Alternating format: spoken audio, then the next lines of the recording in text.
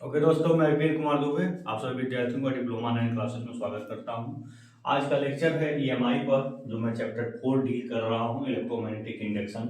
उसमें कल तक हमने सिमिलैरिटीज बताया था, क्या इलेक्ट्रिकल सर्किट में और मैग्नेटिक सर्किट में क्या सिमिलर होती हैं बातें, उनको मैंने कल एक्सप्लेन किया था। मतलब उसमें एक डिफरेंस क्रिएट किया था। आज हम डिसिमिलैरिटीज के बारे में बताएंगे, इनके बीच असमानताएं क्या होती हैं। ठीक है, सब समानताएं नहीं होती हैं, कुछ असमानताएं होती हैं। उन असमानताओं को आज हम क्या करेंगे, डिस्कस करेंगे। तो हम एक साइड हमारा जो टॉपिक नेम है उसको हम पहले लिख लेते हैं। हमारा टॉपिक नेम है D similarities. D similarities between electric circuit and magnetic circuit. क्या है? बिटवीन इलेक्ट्रिक सर्किट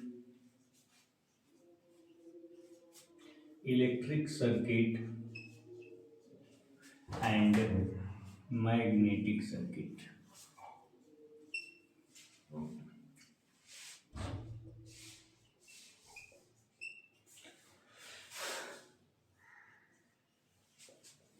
इसको हिंदी में क्या कहते हैं?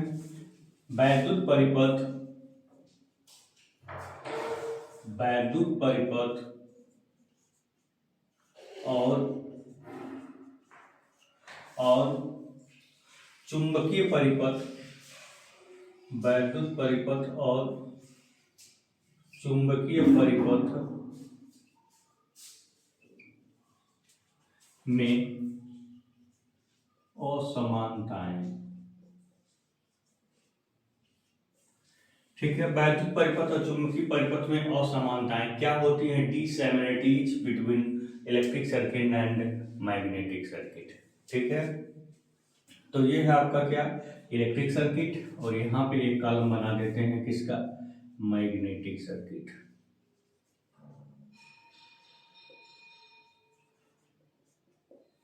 ठीक है,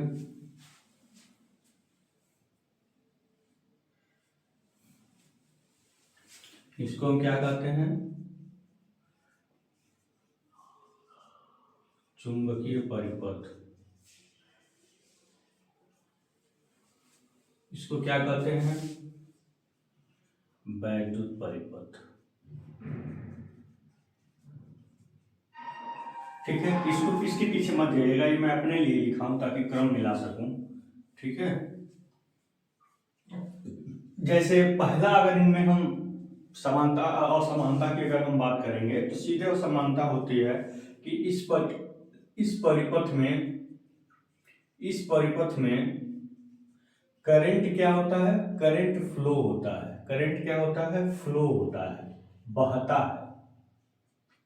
लेकिन इसमें फ्लक्स जो इसके सिमिलर है, इसका जो सिमिलर है फ्लक्स, वो बहता नहीं है। ठीक है, इस परिपथ में फ्लक्स क्या होता है, इस परिपथ में फ्लक्स क्या होता है, स्थापित होता है।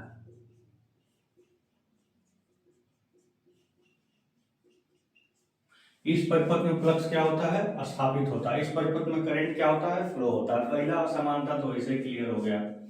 ठीक है ना। इसके इंसुलेटर जो होते हैं, इसके इंसुलेटर प्रकृति में उपलब्ध हैं। क्या है, इसके इंसुलेटर प्रकृति में, प्रकृति का मतलब क्या होता है, नेचर। ठीक है, क्या होता है, नेचर में उपलब्ध है, अवेलेबल।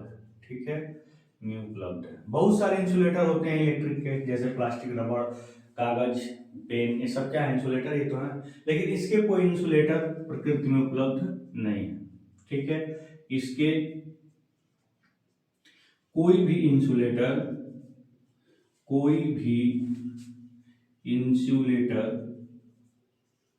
प्रकृति में उपलब्ध नहीं है, प्रकृति में उपलब्ध नहीं है। ठीक है, दूसरा अंतर हो गया। ठीक, और तीसरा देखते हैं, सप्लाई। ठीक है, इसमें करंट को मेंटेन रखने के लिए, ध्यान दीजिएगा, इसमें करंट को मेंटेन रखने के लिए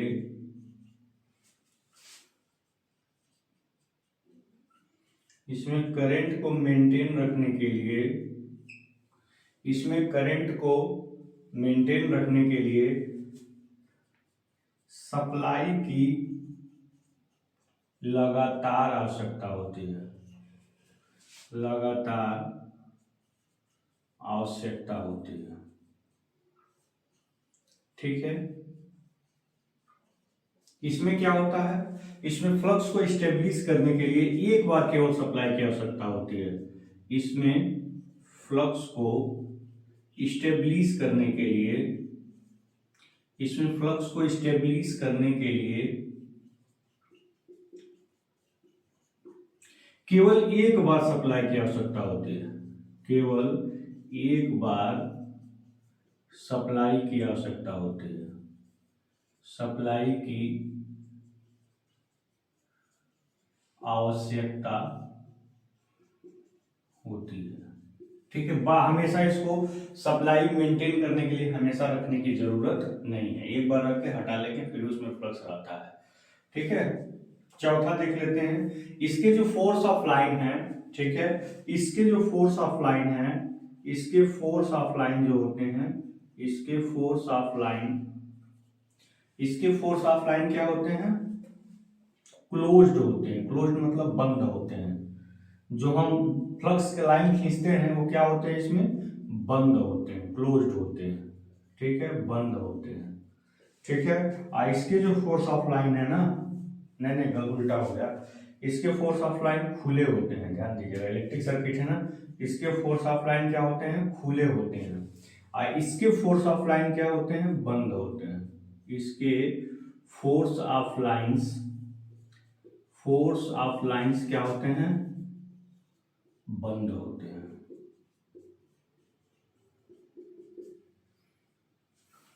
ठीक है,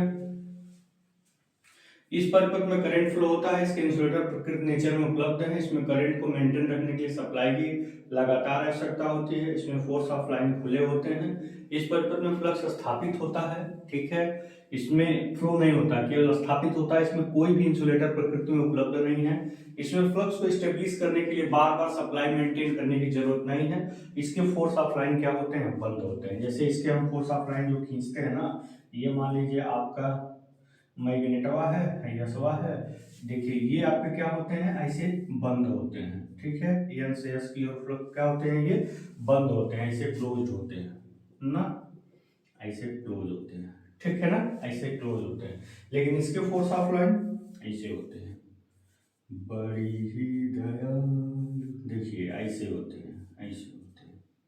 ठीक है, इसके फोर्स ऑफ लाइन क्या होते हैं, ओपन होते हैं, और इसके फोर्स ऑफ लाइन क्या होते हैं, बंद होते हैं। तो ये सारी चीजें थी डिसिमिलैरिटीज के अंतर्गत आती हैं। ये क्या आती हैं, डिसिमिलैरिटीज के अंतर्गत ये आती हैं कि वैद्युत सर्किट और मैग्नेटिक सर्किट में क्या असमानताएं हैं।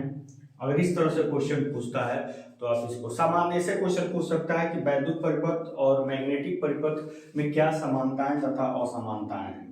तो अलग अलग से इनका ऐसे ही अलग अलग आप बना करके और आप दोस्तों इसको अच्छे तरीके से आप क्या करेंगे, एक्सप्लेन करेंगे। सारी बातें आपके सामने हैं और बिल्कुल क्लियर है। ठीक है, यहीं से ये टॉपिक क्या होती है, फिनिश होती है, फिर हम आगे आपको बता रहे हैं। अब है तो कुछ न्यूमेरिकल क्वेश्चन, लेकिन उनको अभी नहीं करवाएंगे, अभी हम कुछ थियरी और पढ़ा लेते हैं, फिर न्यूमेरिकल पे चलेंगे दोस्तों। अब हम बात करने वाले हैं किस पर, इलेक्ट्रोमैग्नेटिक इंडक्शन पे। चलिए देखते हैं कि ये इलेक्ट्रोमैग्नेटिक इंडक्शन क्या है, उससे रिलेटेड स्टेटमेंट क्या है, उन सब बातों को देखा जाएगा। लेंज जला ने क्या मॉडिफिकेशन किया है, इसको भी देखा जाएगा। ठीक है, कुछ रूल्स हैं जो आपके लिए अत्यंत ही बेनिफिशियल हैं, आगे यूजुअल हैं, आगे यूज में आएंगे, उन सारे रूल्स को भी देख लेंगे। ठीक है, चलिए अब हम बात करते हैं इलेक्ट्रोमैग्नेटिक इंडक्शन की। ठीक है, क्या हम बात करने जा रहे हैं,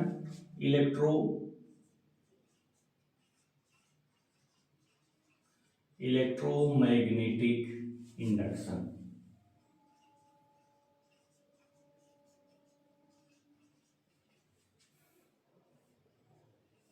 ठीक है, इसको क्या कहते हैं? विद्युत चुंबकीय प्रेरण। क्या कहते हैं? वैद्युत चुंबकीय प्रेरण। ठीक है, इलेक्ट्रोमैग्नेटिक इंडक्शन, वैद्युत चुंबकीय प्रेरण क्या होता है? चलिए इसको देखते हैं। जैसे मान लीजिए कि आपने एक मैग्नेट लिया, ठीक है, इसकी दो पोलैरिटी हो गई N और S, और यहाँ पे आप क्या लिए? कॉइल ले लिए। क्या ले लिए? ठीक है, हम ऐसे कॉइल बनाते हैं जिसमें आप करंट के डायरेक्शन को अच्छे तरीके से देख सकें। ठीक है, ये मान लीजिए कि आपने इस पर एक कॉइल ले लिया ऐसे,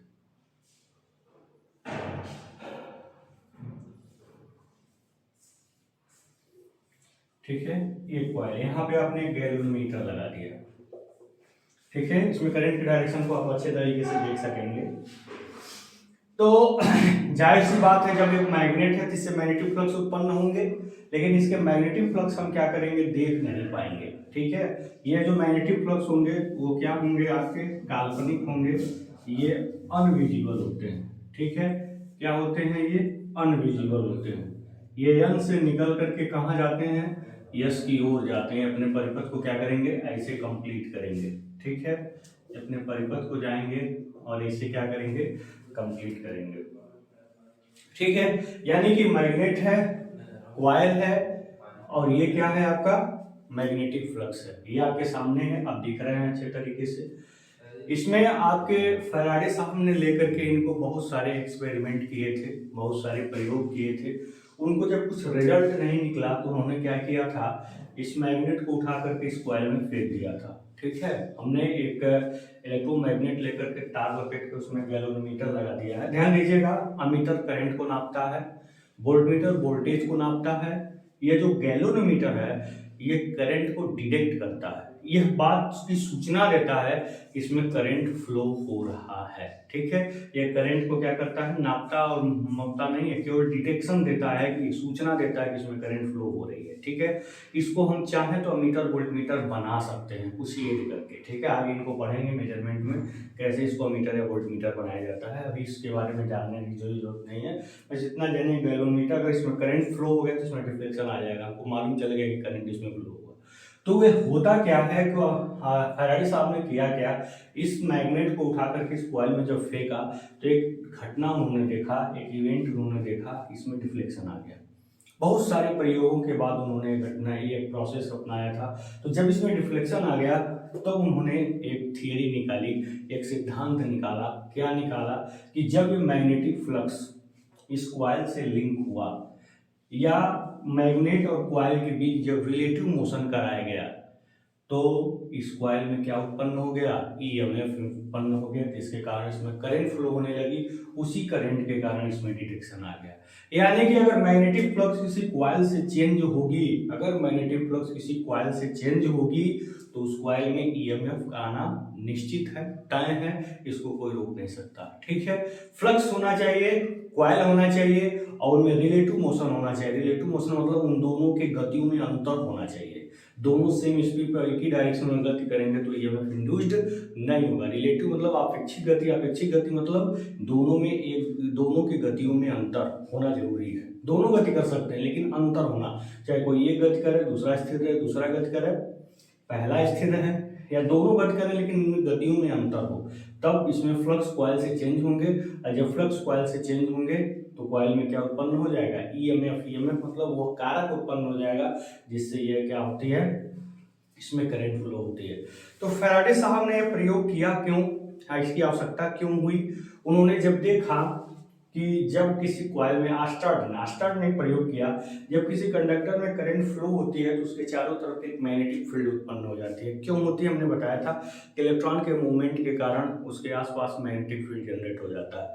तो आस्टर्ड साहब ने इतना ही प्रयोग करके अपना बातें खत्म कर दिया था, लेकिन फैराडे साहब ने इस बात पर आगे विचार किया कि अगर करंट मैग्नेटिक फील्ड उत्पन्न कर सकता है तो जाहिर सी बात है कि मैग्नेटिक फील्ड करंट को उत्पन्न कर सकता है।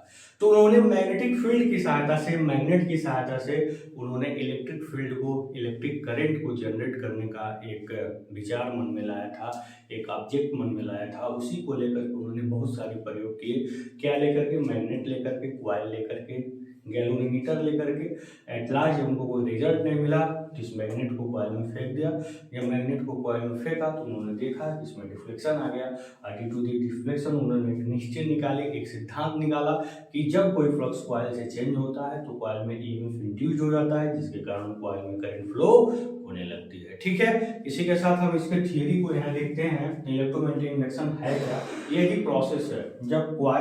जब आपका मैग्नेट और कॉइल के बीच रिलेटिव मोशन होता है तो फ्लक्स कॉइल से चेंज होते हैं, जिसके परिणाम स्वरूप कॉइल में ईएमएफ इंड्यूस्ड हो जाता है। इसी घटना को हम क्या कहते हैं? इलेक्ट्रोमैग्नेटिक इंडक्शन कहते हैं। तो आप इसको ऐसे लिख सकते हैं, जब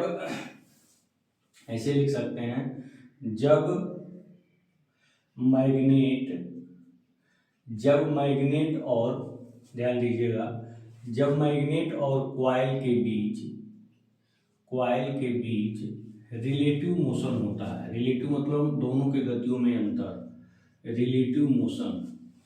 रिलेटिव मोशन मतलब आपेक्षिक गति। क्या? आपेक्षिक गति।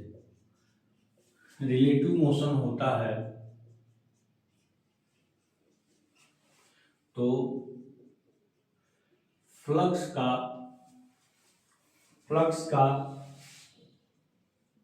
का कॉइल से चेंज होने के कारण कॉइल में ईएमएफ क्या हो जाता है? इंड्यूस्ड हो जाता है। ईएमएफ क्या हो जाता है? इंड्यूस्ड हो जाता है, जिसके कारण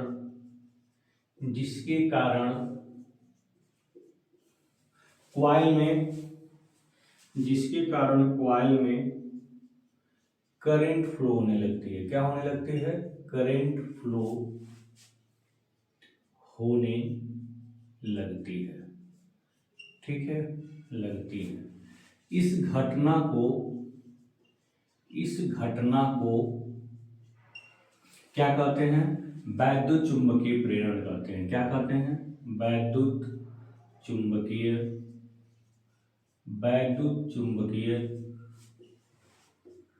प्रेरण कहते हैं। ठीक है, ये जो घटना है, ये घटना क्या कहलाती है? वैद्युत चुंबकीय प्रेरण कहलाती है। ठीक है, ये तो इलेक्ट्रोमैग्नेटिक इंडक्शन क्या होता है ये तो आपने समझ लिया। अब बताइए, अगर आप फ्लक्स नहीं समझे होते, कॉइल नहीं समझे होते, फिर इन चीज़ों को आप नहीं जाने होते, तो डायरेक्ट हम इस चीज़ बताते, इलेक्ट्रोमैग्नेटिक इंडक्शन का डेफिनेशन बताते, तो शायद इनको समझने में बहुत प्रॉब्लम हो जाती। इसलिए पहले बेसिक डेफिनेशन हमने समझा है, उसके बाद इसके थियरी को हम समझते हैं। अब हम बताएंगे कि फैराडे साहब ने इससे संबंधित कौन कौन से नियम दिए थे। कुछ ऐसी भी घटनाएं इन्होंने देखा था, कुछ ऐसी भी घटनाएं इसमें हुई जिन्होंने ये नहीं देख पाए थे, फैराडे साहब नहीं देख पाए थे। उस घटना को किसने देखा था? लेंज साहब ने देखा था। तो लेंज ने उससे संबंधित कुछ नियम दिए, इसमें संशोधन करा दिए। उन्होंने संशोधन क्या कराया, सारी चीजों को हम देखेंगे। देखिए, इसके बाद उन्होंने क्या देखा? फैराडे साहब ने देखा कि फ्लक्स कॉइल से चेंज होगी तो कॉइल में ईएमएफ इंड्यूस हो जाएगी, और जब फ्लक्स के चेंज होने की रेट जितनी ज्यादा होगी, मतलब जितने तेज गति से फ्लक्स चेंज होंगे उतना ही ज्यादा ईएमएफ इंड्यूस्ड होगी। दो नियम उन्होंने दिया था। EMF which is induced in the coil is directly proportional to rate of change of flux. जो ईएमएफ कॉइल में जनरेट होता है वो रेट ऑफ फ्लक्स के डायरेक्टली प्रोपोर्शनल होता है। जितना ही तेज ईएमएफ फ्लक्स कटेंगे उतना ही तेज इसमें ईएमएफ क्या होगी? इंड्यूस्ड होगी, उतना ही ज्यादा इसमें करंट फ्लो होगी। ये दो नियम देकर के वो हट गए थे, लेकिन इसमें लेंज साहब ने एक संशोधन कर दिया था। संशोधन क्या कर दिया था? देखिए ध्यान से, कि जब हम इस मैग्नेट को आगे करते हैं तो इसमें करंट का डायरेक्शन इस प्रकार होता है कि यहाँ पे ऑटोमेटिक पोलैरिटी यस बन जाती है, और यहाँ पे ऑटोमेटिक पोलैरिटी क्या हो जाती है? यन हो जाती है। यानी कि करंट का डायरेक्शन ऑटोमेटिक ऐसे फ्लो होने लगता है। ठीक है, इसमें ऐसे फ्लो होने लगता है, ध्यान देना इस बात को।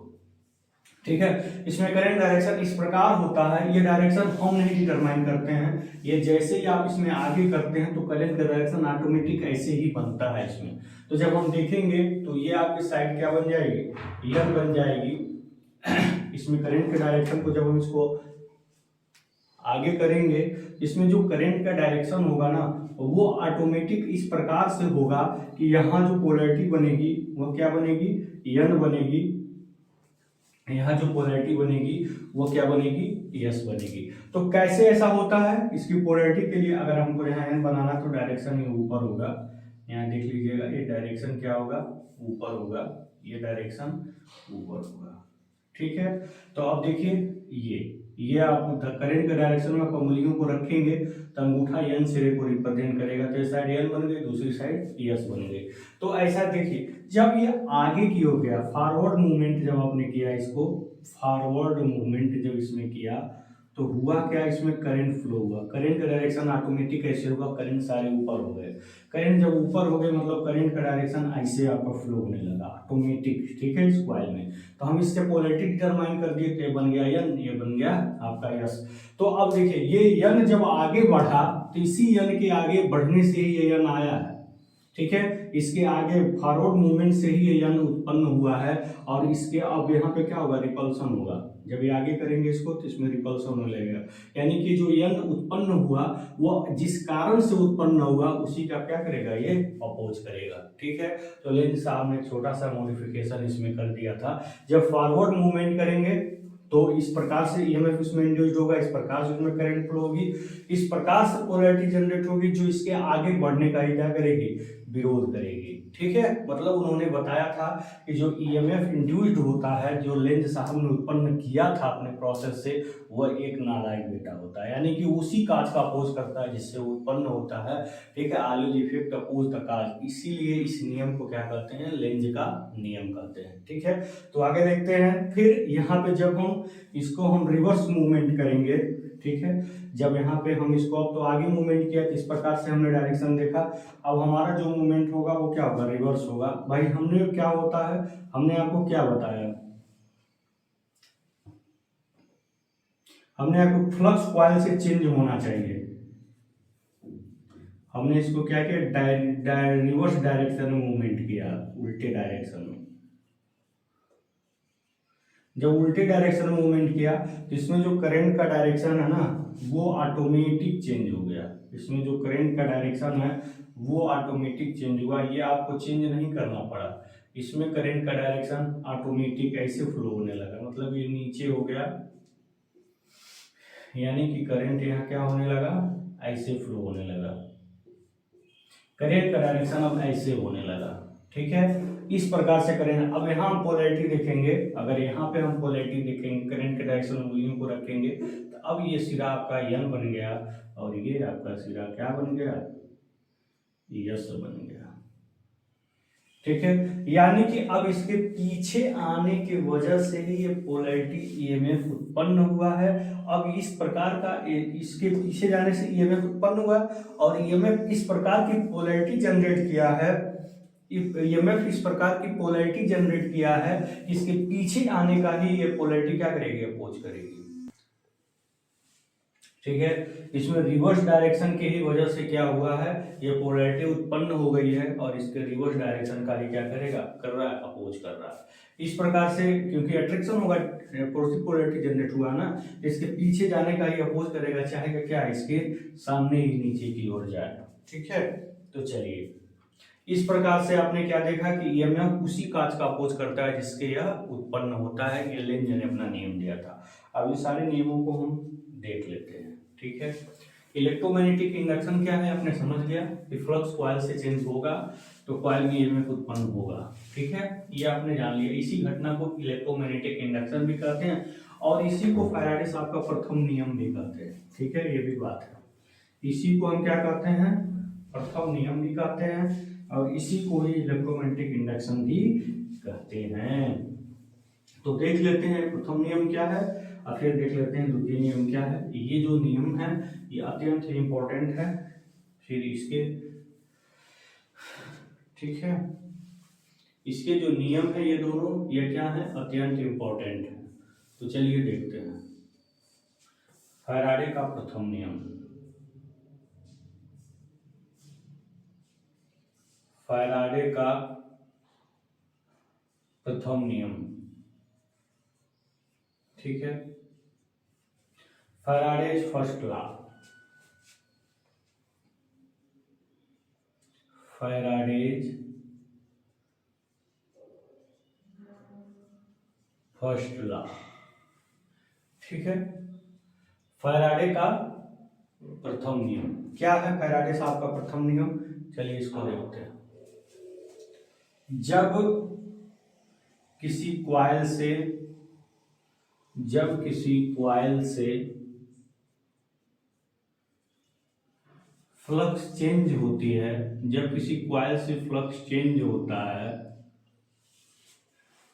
तो कॉइल में ईएमएफ क्या हो जाती है? इंड्यूस्ड हो जाती है।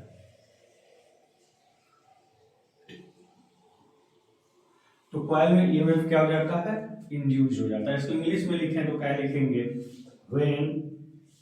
When flux changes with coil, when flux changes with coil and EMF is induced in the coil, and EMF is induced in coil, ठीक है, ठीक है। when flux changes with coil and EMF is induced in the coil, ठीक है। जब flux coil से change होती है तो फिर कॉइल में क्या हो जाता है? फिर कॉइल में ईएमएफ क्या हो जाता है? इंड्यूस्ड हो जाता है। कॉइल में ईएमएफ उत्पन्न हो जाता है जब कॉइल फ्लक्स से चेंज होती है। तो ये जो स्टेटमेंट आपके सामने हमने लिखा, इसी स्टेटमेंट को हम क्या कहते हैं?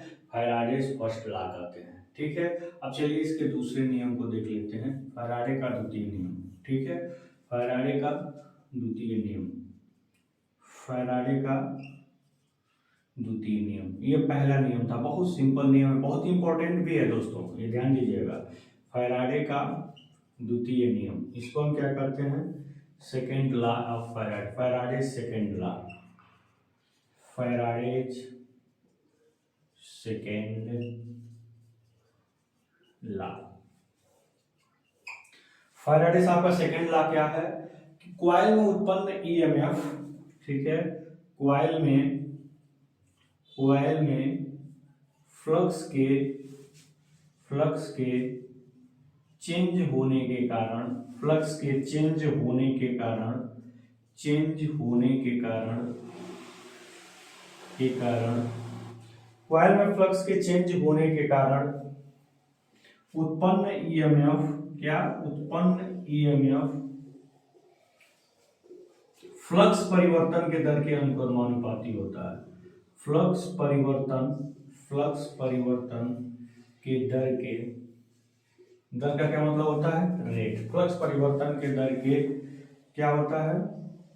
अनुक्रमानुपाती या समानुपाती होता है, अनुक्रमानुपाती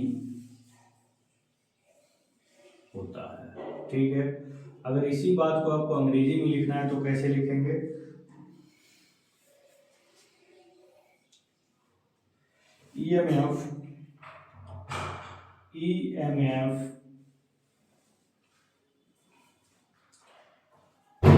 which is induced in the coil,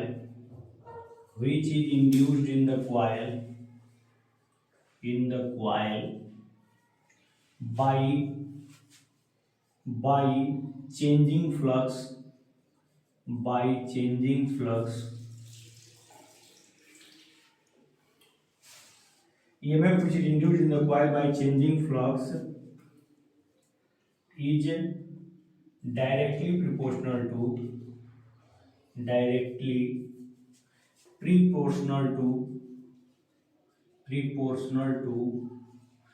rate of change of flux। किसके बराबर होता है? Rate of change of flux, ठीक है। मतलब ये जो फ्लक्स ईएमएफ इंड्यूस्ड हो जाता है, वो ईएमएफ जो इंड्यूस्ड होता है इसमें, ये डायरेक्टली प्रोपोर्शनल होता है rate of change of flux के। यानी कि फ्लक्स जितना ही रेट से चेंज होती है उतना ही तेज ईएमएफ इसमें, जैसे आप जनरेटर देखे होंगे, जब आप उसको स्टार्ट करते हैं ना तो थप थप थप थप करता है तो बल्ब डीम जलती है थोड़ी सी, ठीक है। और जैसे थप थप थप थप करते फुल स्पीड में होता है, बल्ब पूरी तेज जल जाती है, आप देखे होंगे। आखिर उसी प्रकार जब जनरेटर को हम बंद करते हैं, rate of change of flux slow करते हैं, तो बल्ब धीरे धीरे ग्लो करते करते बुझ जाता है, ठीक है। तो जितना ही तेज स्पीड होगी उसकी, 1 मिनट में 1500 चक्कर होता है बाबू, 1500 आरपीएम की स्पीड होती है, बहुत भयंकर स्पीड होती है। इसीलिए इतना ईएमएफ इंड्यूस हो जाता है कि आपका बल्ब जल सके, ठीक। अगर इसी को मैथमेटिकल डेरिवेशन में देखेंगे सेकेंड लॉ को, ठीक है, mathematical derivation of second law, तो कैसे देखेंगे इसको देख लेते हैं। तो ये प्रथम नियम और ये द्वितीय नियम, इलेक्ट्रोमैग्नेटिक इंडक्शन। क्वेश्चन इसमें कैसे पूछ सकता है, क्वेश्चन इसमें पूछ सकता है इलेक्ट्रोमैग्नेटिक इंडक्शन क्या है, फैराडे से इलेक्ट्रोमैग्नेटिक इंडक्शन से संबंधित फैराडे का, क्योंकि फैराडे साहब ने बहुत सारे नियम दिए थे, तो इसलिए जरूर क्वेश्चन में पूछता है कि इलेक्ट्रोमैग्नेटिक इंडक्शन से संबंधित फैराडे का नियम, ठीक है, रिलेटेड टू इलेक्ट्रोमैग्नेटिक इंडक्शन, ठीक है। तो चलिए अब मैथमेटिकल डेरिवेशन देखते हैं सेकंड लॉ का क्या होता है। अब फिर इसमें लेंस मॉडिफिकेशन भी देख लेते हैं, क्योंकि लेंस मॉडिफिकेशन भी पूछता है, ठीक है। इस फैराडे के नियम के साथ आपके बहुत सारे नियम जुड़े हुए हैं, जैसे लेंज का नियम, left hand rule, right hand rule, सब नियम इस नियम से जुड़े हुए हैं। एक जरूर नहीं कि इन सबको सिलेबस में मेंशन नहीं करें, ठीक है, ध्यान दीजिएगा इस बात को। तो आपका इसमें क्या लिखेंगे, mathematical derivation of Faraday's law, ठीक है। फैराडे के नियम का, फैराडे के नियम का फैराडे सेकेंड लॉ, हम किसकी बात कर रहे हैं, सेकेंड लॉ की बात कर रहे हैं, फैराडे सेकेंड लॉ,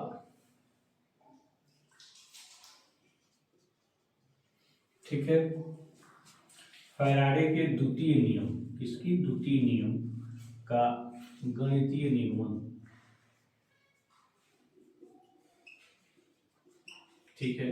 इसमें मानेंगे क्या हम, ठीक है, लिखेंगे let induced EMF in the coil, induced EMF in the coil, मतलब कॉइल में उत्पन्न EMF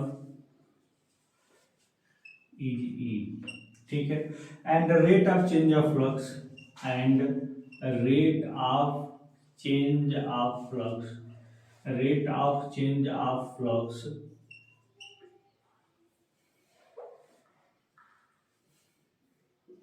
is d phi by d t, ठीक है। तो according to Faraday second law, यहाँ पे क्या लिखेंगे, according to Faraday second law, according to Faraday second law, Faraday के द्वितीय नियम अनुसार हम जानते हैं is directly proportional to d phi by d t, ठीक है। जब प्रोपोर्शनलिटी का सिंबल हटेगा ना दोस्तों, इसमें कांस्टेंट आ जाता है, क्या आता है, एन, एन क्या है, नंबर ऑफ टर्न्स, ठीक है। ये क्या है, एन, वेयर लिखेंगे, वेयर, एन क्या है, number of turns, number of turns in coil, ठीक है। अब ये इतनी बातें किसने बताई थी, इतनी सारी बातें बताई थी फैराडे साहब ने। इसको हिंदी में लिख लीजिएगा, माना कॉइल में उत्पन्न ईएमएफ ई है और उसका rate of change of flux परिवर्तन की दर d phi by d t है। इतना हिंदी में लिख लीजिएगा, फिर लिखिएगा फैराडे के सेकेंड नियम अनुसार E directly proportional to d phi by d t, E is equal to n d phi by d t, where यानी क्या है, number of turns in the coil, coil में कितने अपने फेरा लिया है, ठीक है। एक फेरे में 2 कंडक्टर होते हैं, एक कंडक्टर आगे, एक कंडक्टर पीछे, ठीक है, ध्यान दीजिएगा। तो जितने नंबर ऑफ टर्न, इतनी बातें आपने फैराडे साहब ने बताकर चली गई। अब इसमें लेंज साहब ने मॉडिफिकेशन किया था। लेंज, इसको हम क्या बोलते हैं, लेंज मॉडिफिकेशन बोलते हैं। तो चलिए देखते हैं लेंज मॉडिफिकेशन क्या है। यहाँ पे लिखेंगे लेंजेज मॉडिफिकेशन, लेंजेज मॉडिफिकेशन मतलब इसको हम क्या कहेंगे, लेंज संशोधन, लेंज के संशोधन, लेंज के संशोधन। लेंज साहब का क्या संशोधन है, ठीक है, लेंज के संशोधन, लेंजेज मॉडिफिकेशन। उन्होंने क्या संशोधन किया था, बस ई के अगवा यहाँ माइनस लगा दिया था, minus n d five by d t, ठीक है। यहाँ पे इक्वल टू क्या हो गया, minus n d five by d t. Lenz modification में क्या किया गया था, उन्होंने माइनस चिन्ह लगा दिया, यानी कि लेंज का नियम तब क्या हुआ,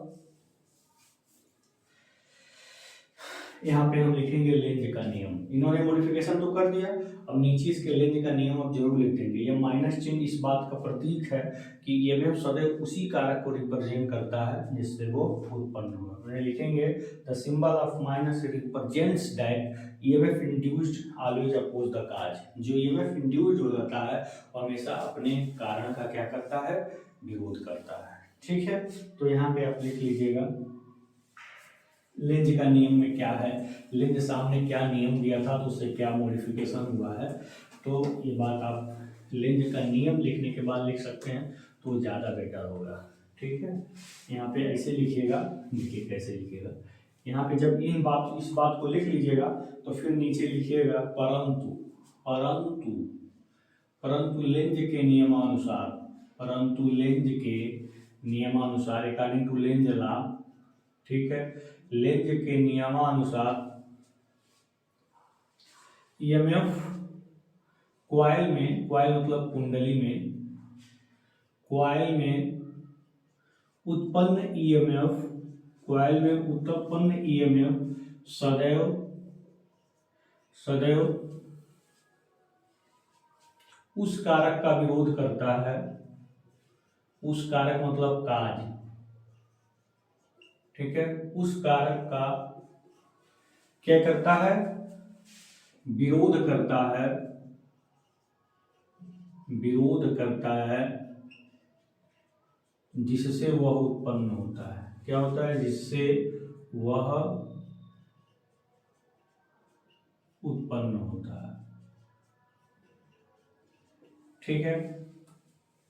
इसलिए, इसलिए यहाँ पे लिखेंगे इसलिए EMF equal to minus n d five by d t, ऐसे लिखिएगा, ठीक है। फिर यहाँ पे ये तो डायरेक्ट आपको लिखना है तो डायरेक्ट ऐसे लिखेंगे, ठीक है। अगर आपको इस थोड़ा सा बढ़ा के लिखना है तो ऐसे लिखेंगे तो और बेटर होगा, ठीक है। ये मॉडिफिकेशन बिल्कुल क्लियर हो जाएगा यहाँ पे, है। अब यहाँ पे लिख दीजिएगा, यहाँ जो माइनस सिंबल आपने ये लिखा है उसका मतलब यहाँ पे लिखिएगा, क्या लिखेंगे, जहां माइनस, जहां, जहां ऋण चिन्ह, ऋण का मतलब माइनस, जहां ऋण चिन्ह ये इस बात का प्रतीक है, इस बात का प्रतीक है, इस बात का प्रतीक है कि ईएमएफ अपने उत्पन्न होने वाले, अपने उत्पन्न होने वाले, अपने उत्पन्न होने वाले कारक का क्या करता है, विरोध करता है। उत्पन्न होने वाले कारक का क्या करता है बेटा, विरोध करता है, विरोध करता है, ठीक है। जहां ऋण चिन्ह इस बात का प्रतीक है कि ईएमएफ ने उत्पन्न होने वाले कारक का क्या करता है, विरोध करता है। ये पूरा आपका मॉडिफिकेशन हो गया लेंज के नियम का। अगर थोड़ा सा इसको और इलोबरेट करना चाहते हैं लेंज के नियम को, अगर इसको एक्सप्लेन करना चाहते हैं तो हम वो दो सिंबल जो हमने बनवाए थे अभी फैराडेज लॉ को एक्सप्लेन करने के लिए उसको आप बना सकते हैं, ठीक है। तो देख लेते हैं। बस उसमें बहुत ज़्यादा तो लिखना नहीं है, केवल 2 फिगर बना करके आप बस उसको दिखा देना है, ठीक है। 2 फिगर बना करके बस छोड़ देना है, कुछ उसमें लिखने की जरूरत नहीं है। हेडिंग डाल लीजिएगा क्या, एक्सप्लेनेशन ऑफ लेंज लॉ, ठीक है। लेंज के नियम की व्याख्या, लेंज के नियम की, लेंज के नियम की क्या बताने जा रहे हैं हम बेटा आपको, व्याख्या, ठीक है। इसको हम क्या कहेंगे, explanation of Lenz law, explanation of Lenz law, ठीक है। लेंजेज लॉ ऐसे कर दीजिएगा, first topic lenses law, explanation of lenses. पहले आप क्या बनाएंगे, इनका ऐसे बना लीजिए, एन और एस, फॉरवर्ड मूवमेंट। पहला आप हेडिंग डाल लीजिएगा क्या, फॉरवर्ड मूवमेंट। हम मैग्नेट का क्या कर रहे हैं, फॉरवर्ड मूवमेंट कर रहे हैं, ठीक है, फॉरवर्ड मूवमेंट। और यहाँ पे एक कॉइल ऐसे बना लीजिएगा, ठीक है, ऐसे बना लीजिएगा, ठीक है। यहाँ पे एक गैल्वेनोमीटर लगा दीजिएगा, ठीक है। या कुछ चाहिए तो इसको ऐसे दिखा दीजिएगा, ठीक है। ये आपके एन से मैग्नेटिक फ्लक्स जो एन से निकल रहे हैं वो हो गए, और इसका हम इस डायरेक्शन में मूवमेंट हम कर रहे हैं, ठीक है। जब इस डायरेक्शन मूवमेंट कर रहे हैं तो इसमें करंट का डायरेक्शन ऑटोमेटिक ऐसा होगा ना कि यहाँ पोलैरिटी क्या बन जाएगी, एन बन जाएगी। तो एन बनाने के लिए हमें करंट का डायरेक्शन कैसा चाहिए, ऐसे, मतलब ऐसा करंट ऐसे बन, पहले करंट आएगा तब डायरेक्शन आप जान पाएंगे, ठीक है, ध्यान देना। करंट डायरेक्शन ऐसे होगा, ये पोलैरिटी क्या बन जाएगी, एन, ये पोलैरिटी क्या बन जाएगी, यस, ठीक है। फिर हम रिवर्स मूवमेंट देखेंगे, ठीक है।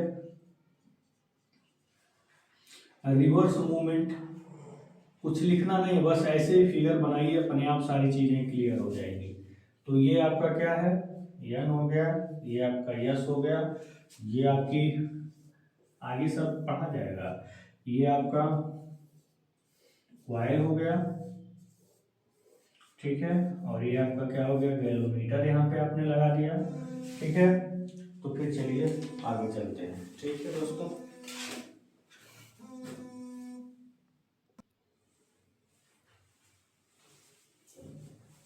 ठीक है दोस्तों, तो ये आपके लेंज के नियम की व्याख्या, एक्सप्लेनेशन है। अब बस इतना ही बना के छोड़ दीजिएगा, यहाँ पर आप रिवर्स मूवमेंट दिखा दीजिएगा, इस डायरेक्शन में इसका मूवमेंट हो रहा है, ठीक है, इस डायरेक्शन में इसको मूव करा रहा है, तो फिर इसमें क्या उत्पन्न हो रहा है, ध्यान दीजिएगा, ये देखिएगा। फिर इसे मैग्नेटिक फ्लक्स यहाँ पे ऐसे दिखा दीजिए, ठीक है, ठीक है। एन से मैग्नेटिक फ्लक्स निकल रहा है तो ऑटोमेटिक इसका डायरेक्शन क्या होगा, नीचे की तरफ होगा। ये आप करेंगे नहीं, ये ऑटोमेटिक हो जाएगा, ठीक है। इसको आपको करने की जरूरत नहीं है, ऑटोमेटिक डायरेक्शन इस प्रकार से होगा कि यहाँ पे आपका क्या बन जाएगा, यस बन जाएगा, यहाँ पे क्या बन जाएगा, एन बन जाएगा, ठीक है, देख लीजिए। तो ये है रिवर्स मूवमेंट, ये है फॉरवर्ड मूवमेंट, ये है ईएमएफ जो इंड्यूस्ड हो रहा है, जिस काज से उत्पन्न हो रहा है उसी काज का क्या कर रहा है, अपोज कर रहा है। ये है whole explanation of Lenz law, Faraday's law. Question कैसे पूछेगा हमने बता भी दिया है, क्वेश्चन हम लिख भी दे रहे हैं, यह अति इंपॉर्टेंट क्वेश्चन इस पर बनता है, इसको हम आपके सामने क्या कर रहे हैं, लिख भी दे रहे हैं, ध्यान दीजिएगा। अति इंपॉर्टेंट क्वेश्चन, इतना इंपॉर्टेंट कि हम आप इसके बारे में कुछ कह ही नहीं सकते, ठीक है। कितना देखते हैं, ठीक है, देखते हैं क्वेश्चन इस पर कैसे पूछता है। क्वेश्चन इस पर पूछ सकता है, फैराडे वैद्युत चुंबकीय प्रेरण क्या है, वैद्युत चुंबकीय प्रेरण क्या है, वैद्युत चुंबकीय प्रेरण क्या है, ठीक है। फैराडे से संबंधित, फैराडे से संबंधित वैद्युत चुंबकीय प्रेरण, वैद्युत चुंबकीय प्रेरण के नियम की व्याख्या कीजिए, ऐसे क्वेश्चन पूछ सकता है, ठीक है। तो अगर केवल लेंज का नाम इसमें नहीं दिया है ठीक है। तो केवल लास्ट में लिख देंगे Lenz modification is equal to minus n d phi by d t, जहाँ माइनस इस बात का प्रतीक है कि एम एफ सदैव उस कांच का अपोज करता है जिससे उत्पन्न होता है, बस और कुछ नहीं करना है। ठीक है, अगर कह दिया कि इसमें लेंज मॉडिफिकेशन को भी समझाइए तब थोड़ा सा और आगे बढ़ जाएंगे, लेंज का नियम लिख के तब ई बराबर minus n d phi by d t लिखेंगे, और कुछ इसमें करना नहीं है। इस प्रकार से आज के लेक्चर में मैंने आपको ईएमएफ इंडक्शन बहुत अच्छे से एक्सप्लेन करने की कोशिश किया हूँ दोस्तों। धन्यवाद।